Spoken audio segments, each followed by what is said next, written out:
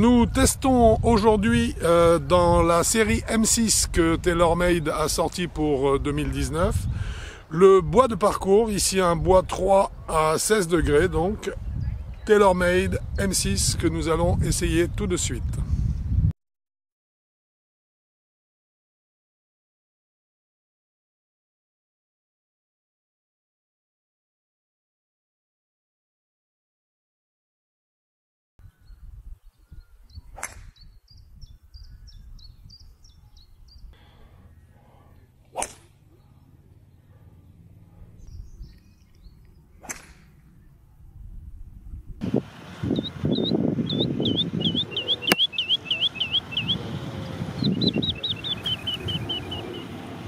Mon cher Quentin, mon cher Franck,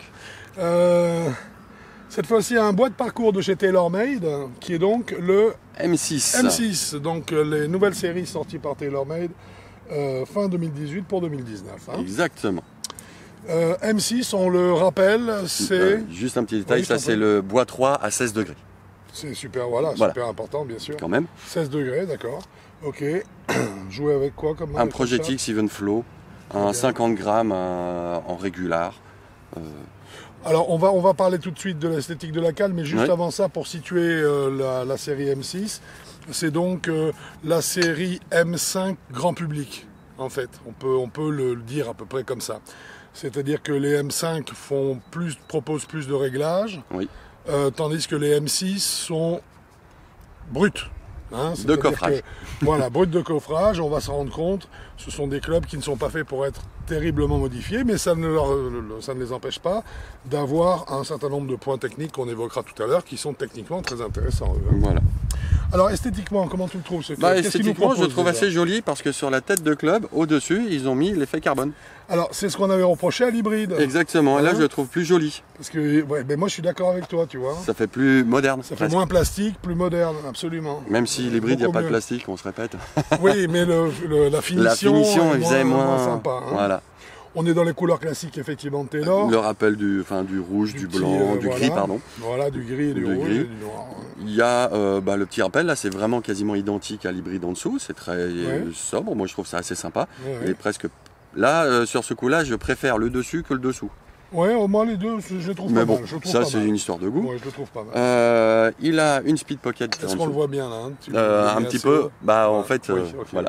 Oui. Alors, on a une speed pocket par contre. Tu nous expliques juste derrière, ce que c'est ? La speed pocket, c'est pour augmenter un petit peu l'effet trampoline de la tête de club. Voilà. Il y a une espèce de creux en arrière avec du matériau qui remonte juste derrière la face de club.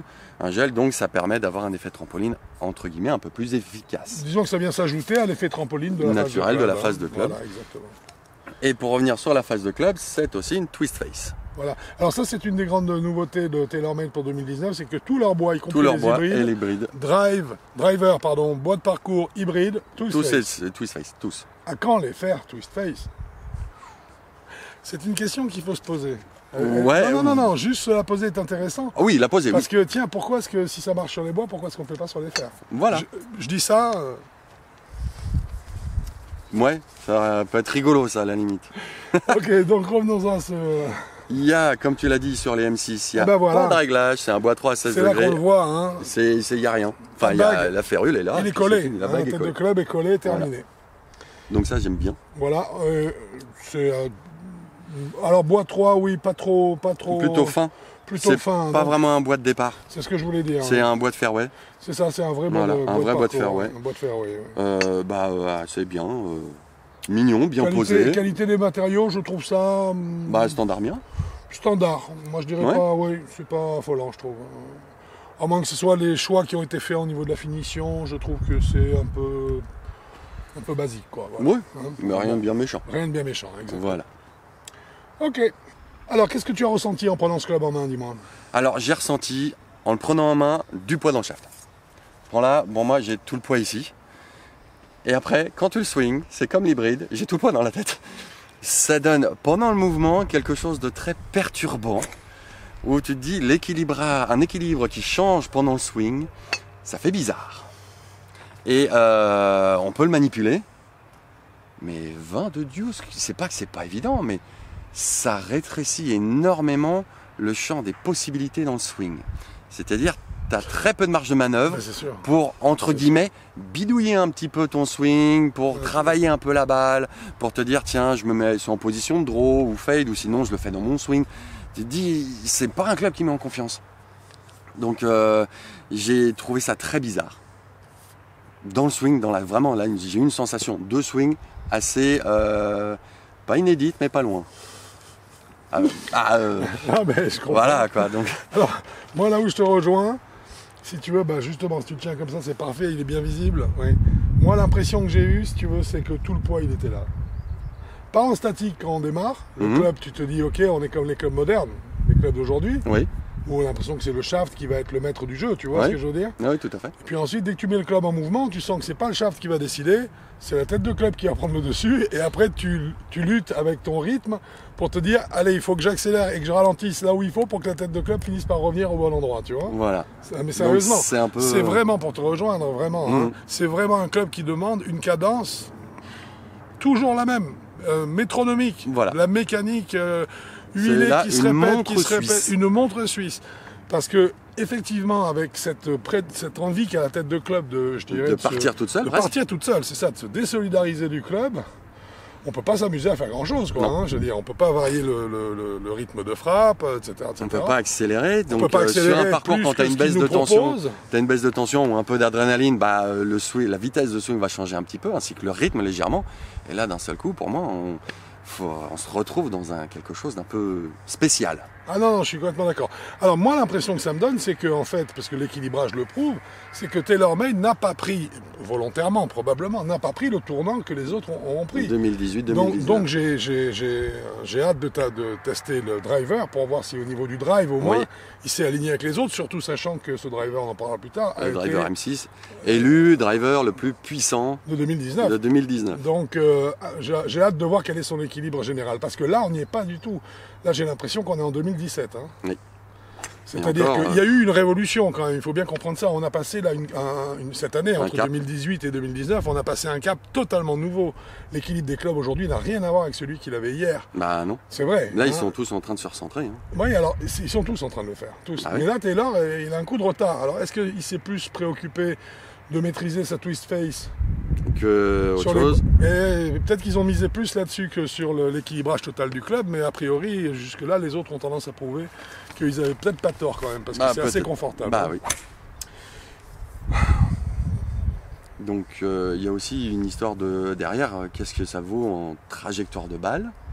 Alors c'est là, si tu veux, moi j'ai trouvé que en fait, très bien quand sur le coup que tu réussis parfaitement, qui est bien claqué, bien rythmé, elle part toute seule parce que bien rythmée. Voilà. La trajectoire de balle en soi, elle est bien. Et ça reste un bois 3, hein. Elle est parfaite, bien tendue, bien lisse. Ouais, et celui-ci est à 16 degrés, donc c'est un petit peu ouvert. Mais la balle va pas se coller au plafond, c'est pas une rase-moquette. Non, donc en fait, très bien au niveau de la trajectoire de balle quand tu arrives à produire le bon rythme. C'est ça l'histoire. Hein, voilà. Tout est là. La trajectoire est bien, pas de trajectoire exponentielle, elle avance, elle est portée, je dirais, à une bonne hauteur par rapport au loft, ça paraît très logique tout ça, hein, tout ça fonctionne bien. Ça fonctionne, sauf que quand on n'est pas en rythme et qu'on la touche pas bien... Mais seulement, voilà, le problème c'est que dès qu'on est un peu en délicatesse avec son jeu, là ça devient... Improbable, on ne sait pas où on va la mettre. Quoi. Exactement. Le club n'est pas très rassurant à ce niveau-là. Non, pas tant que ça, et puis surtout le niveau le toucher est vraiment comme l'hybride, c'est-à-dire étouffé. C'est pas que ça mange les sensations, ça mange un peu les sensations, même si on sait où on l'a touché. Mais par contre, je reviens sur le coup du sweet spot. Pour moi, la pièce de 1 centime, c'est gros pour le sweet spot. Ouais, c'est sweet spot pour moi, c'est une tête d'épingle, pas une tête d'épingle, mais on n'est pas loin de la tête. On est vraiment tout petit pour le sweet spot pur. Après, la tolérance, on la tape, ça part quand même. Mais il y a des moments où on se dit, mais ça part où? Qu'est-ce que j'ai fait avec cette balle? C'est ça. Parce que le but du jeu, c'est d'essayer de taper un peu à droite à gauche pour savoir ce que ça donne. Bien sûr. Et là, je suis désolé, mais niveau tolérance, c'est très très délicat. C'est surtout ça, c'est-à-dire qu'en fait, c'est pour ça que quelque part, il est difficile de parler des effets de balle également. Ah oui, non, parce que en fait, à part la toucher au plein centre, là... Sinon, la maîtrise des effets n'est pas évidente. Non. Et là, moi, je me retrouve quand même, par pur souci d'honnêteté, je dois le dire, J'ai toujours eu un problème avec cette twist face. Hein. Parce que je me demande là si c'est pas la twist face qui fait que quand je frappe et que je sens que le coup n'a pas été parfait, je cherche ma balle. Je cherche des yeux ma balle dans le ciel. Et comment dire, mon amplitude de recherche devient très importante quand j'ai ce club dans les mains. Ouais. Oui. Alors que moi, avec, je dirais ce que je joue, d'accord, avec ce que je joue, quand je mets un coup de bois de parcours, si je ne prends pas le coup parfait, je sais où chercher et l'amplitude de recherche est très faible à droite ou à gauche. Tu vois ce que je veux dire? Là, d'un coup, elle prend des amplitudes assez larges. Donc, je suppose que le club est capable de retransmettre beaucoup d'effets parce qu'il le fait. Maintenant, les faire exprès, voilà, les effets volontaires, j'en suis pas convaincu. En tout cas, je n'en ai pas la preuve. On n'en a pas eu la preuve. Non, on n'en a pas eu la preuve. Donc pour moi, ce club est vraiment pas difficile à toucher, mais c'est vraiment réservé à un type de public très restreint. Voilà. Ouais, je suis d'accord. Niveau data, qu'est-ce qu'il nous a livré si mes souvenirs sont bons, c'est 1,44. Voilà, donc pas mal au niveau du smash factor, ça monte bien. Ça monte bien, sauf qu'on a eu un peu de mal à le faire grimper. Par contre, voilà, et il n'intègre plus souvent sur les 1,42, 1,41, 1,42. Il n'est pas monté facilement. Non, il n'est pas monté super facilement, c'est pour ça que je trouve le sweet spot super dur à avoir.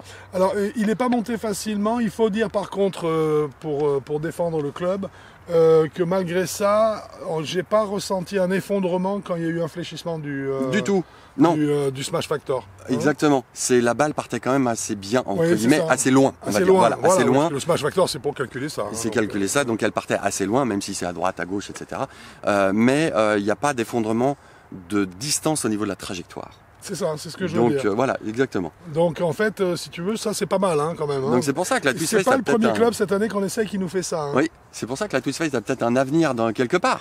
Il faut continuer à chercher. Il faut continuer à chercher là-dedans. Ouais. Voilà, c'est le début. Hein. Peut-être que demain la solution sera pour TaylorMade d'avoir plusieurs Twist Face à proposer. Du juice. Ça va faire du boulot ça. Alors attention, il faut savoir, vous, avis golfeur, vous le savez. Ou en tout cas, si vous avez lu la dernière mise à jour qu'on a mis en ligne, c'est qu'aujourd'hui, Lynx notamment sort un driver avec une multitude de phases de club que tu as avec toi quand tu l'achètes et tu choisis le jour donné en fonction de ta forme, ci et ça. C'est pas idiot parce que pas idiot, mais ça peut nous amener ensuite. Déjà, on n'est pas super fan de tous les réglages. Alors oui, attention, là, c'est pas un réglage. Hein, tu l'insères, tu dévisses, mais bon, c'est pour te dire que ça pourrait être entre guillemets peut-être une voie aussi. C'est une voie à explorer. Pour trouver la twist face qui va un peu à chacun, parce que moi, a priori, j'ai du mal avec ça. Hein. Ah, moi aussi. J'ai du mal. Ok, bah écoute, il va falloir qu'on parle de la gamme de joueurs. De la gamme de joueurs. La gamme de joueurs. Alors déjà, c'est quoi qu'il arrive, il faut être réglé au niveau rythme aux petits oignons. Là, ça va illustrer parfaitement ce qu'on pense du bois 3. Donc c'est alors bois 3 ou bois 5. Hein. Peu importe, du bois fairway, c'est ça. Je mets 12-18. 12-18 d'index.